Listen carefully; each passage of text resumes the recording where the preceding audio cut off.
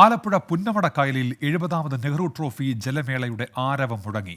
ഇത്തവണത്തെ Nehru trophy വള്ളംകളിയുടെ ഭാഗ്യചിഹ്നം cinema താരം കുഞ്ചാക്കോ ബോബനാണ് പ്രകാശനം ചെയ്തത്. സിനിമയിലെ പല രംഗങ്ങളും മികച്ചതാക്കിയത് തന്നിലെ ആലപ്പുഴക്കാരനാണെന്ന് കുഞ്ചാക്കോ ബോബൻ പറഞ്ഞു.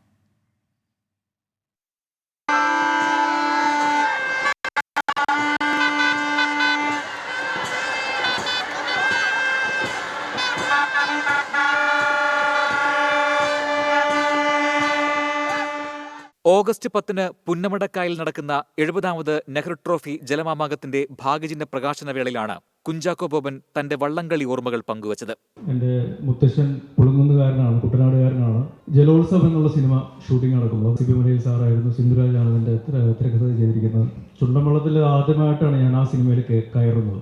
അപ്പോൾ ചുണ്ടൻവള്ളത്തിൻ്റെ അമരത്ത് നിന്ന് അണിയം വരെ ആ നടുപ്പടിയിലൂടെ ഓടാനായിട്ട് പറഞ്ഞു. ഒരു ഷോട്ടിൽ, ഒരു സിംഗിൾ ഷോട്ടാണത്. നമ്മൾ ഓടി അമരം മുതൽ അണിയും വരെ ഓടി വന്ന് ആ രംഗം ഏറ്റവും ഭംഗിയായിട്ട് ചെയ്യാനായിട്ട് സാധിച്ചു.